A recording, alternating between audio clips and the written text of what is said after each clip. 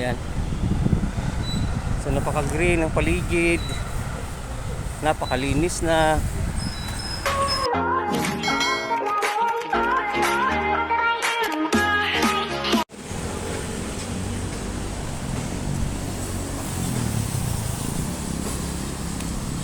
Good afternoon mga ka-walker. Welcome po ulit ito sa aking munting channel.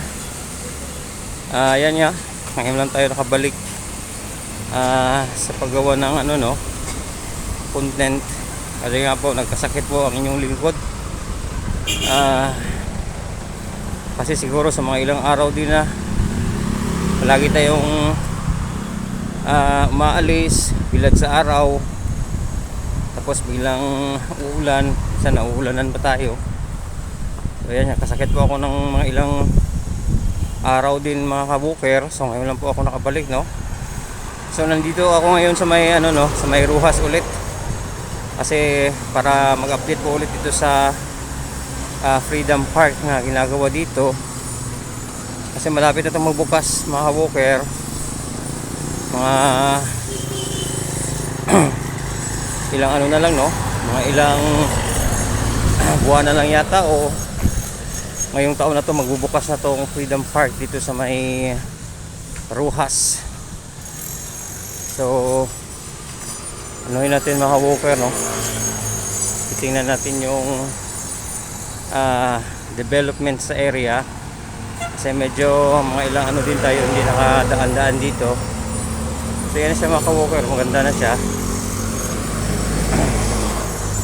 Medyo okay na yung itsura, at saka malinis na. Yan siya, oh.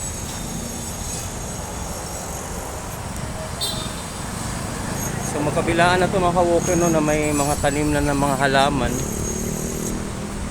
Yan, oh. So napakaganda na dito mga ka-walker.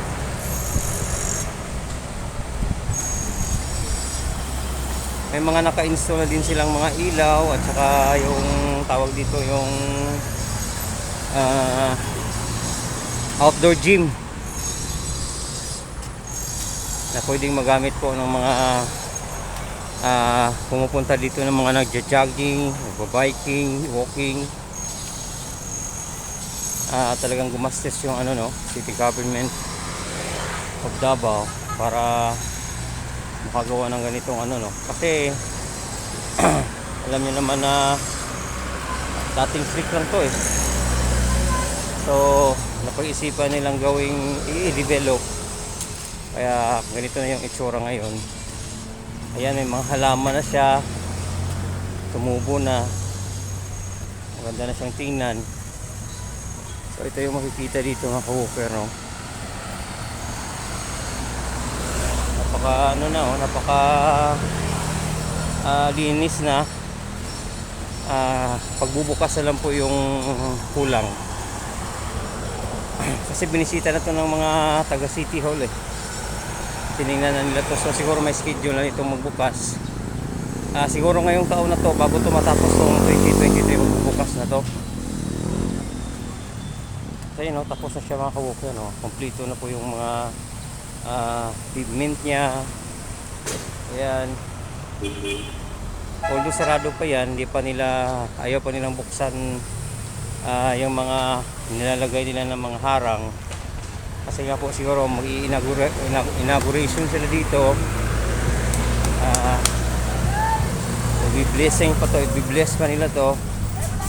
Papabless pa nila sa pare para pag nabukas naman is okay siya. So tawid lang tayo dito mga ka-walker, no. So ayan siya, napakaganda. Ito yung itsura niya, oh. Ayan. Yung mga box na yan, may mga halaman na siya.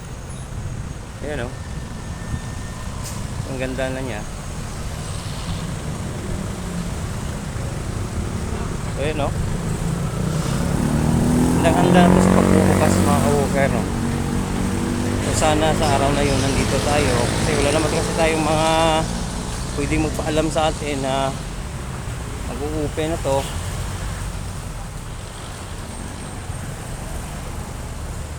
Ay nakalagay na din na Ayan siya, napakaganda ng kanyang mga railings. Ayan. Kabilaan pa siya mga kabuka, no? Ayan, no? Ang ganda.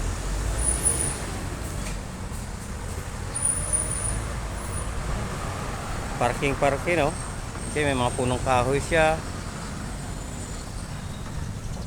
Sobrang ganda nitong park na to. Buti lang naisipan nilang gumawa ng ganitong klaseng Freedom Park.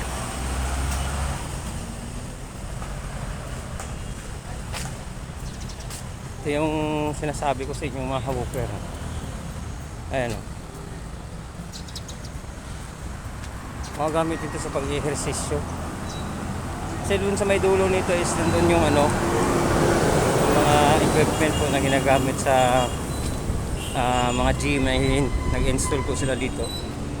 Ang ganda ng kanilang mga halaman, namumulaklak na siya, oh. Namulaklak na siya. Ayan. So napaka-green ng paligid. Napakalinis na.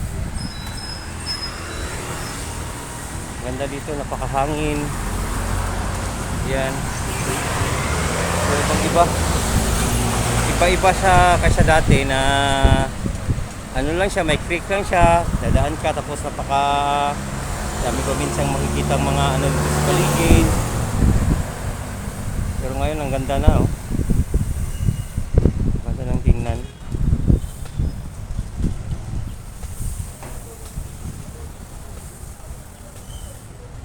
Although may mga gumagawa pa rin, may mga pailan-ilan pa rin mga trabahante na nagpi-finishing touches sa mga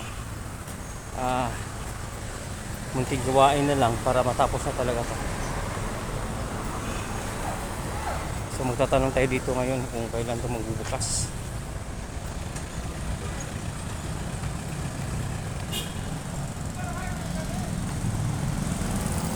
Ma'am, pwede mangutana ka na saan yung mga bili mo?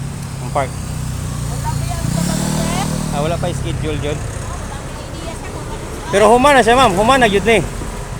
Touching na lang, sir. Finishing touches na kulang.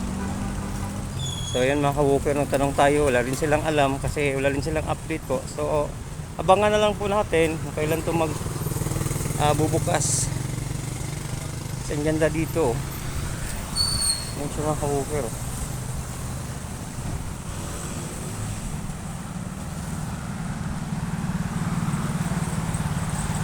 Yung bawat ano niya is may mga ano siya, no? May mga security bollards na nakalagay. Yung parang may pintura na ano,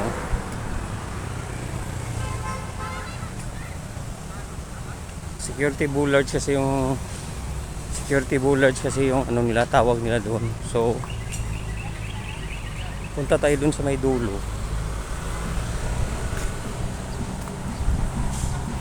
So ganda na dito.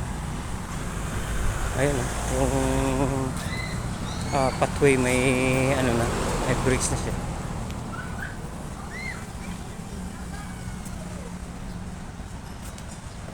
So ganda eh.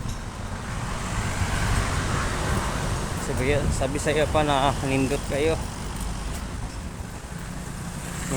mga ludi. Yan mga ludes. Napakaganda po.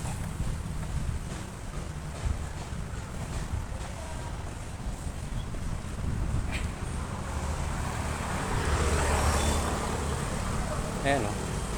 Dito lang yan sa Davao City na yung creek ginawa nilang parke po, yung mga gilid. So, ito yung ano, no, sinasabi ko sa inyo, parang pwedeng gamitin nyo po pag nag-i-exercise kayo. So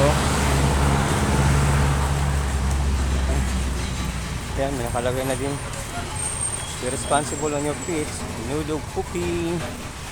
Yan, bawal po kumain ng mga aso dito kasi dati pwede pero ngayon hindi na po. Ang ganda na siya mga ka-walker, no? Ito yung ano nila mga ka-walker, oh. Yan, ano pa ganda, no?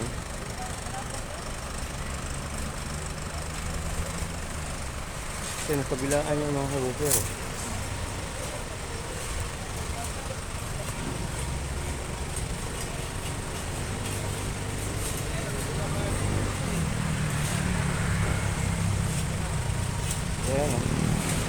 Parang wala kayo sa Davao City. Kasi nga bago to sa Davao, bago to sa Davao City, no? Bago ito. Bagong gawa. So fresh siya. Napakaganda, ang linis. Ayan, no? So ang daming parking ginagawa ngayon sa Davao City, ang daming mga nagbukas. At isa po ito sa magbubukas, no? Kasi yung ano doon sa may ano nagbukas na siya, yung tawag dito yung park sa may likod ko ng Davao City High School. Doon sa may Torres. Puntahan na din natin yun doon. Nakapag-update din tayo. Ito naman yung bago ngayon na hintayin nating magbubukas po. So ang ganda. So totally finished na siya, no? Kaya po nasabi ng babae kanina na nagtatrabaho dito, mga finishing touches na daw yung mga ginagawa nila. Yan, no?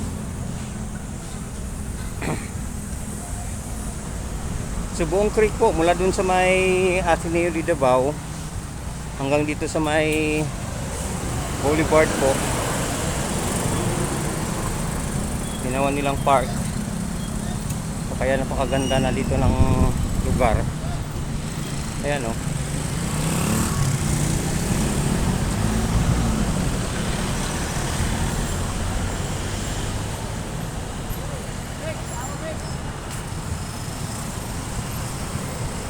So ayan mga ka-walker, no? Hanggang dito na lamang po ang aking update.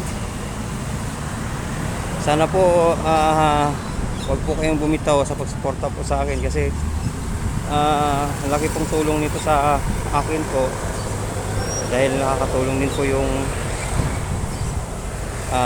kaunting kita ko po dito sa YouTube sa family ko po, sa mga kapatid ko at mga pamangkin na nag-aaral.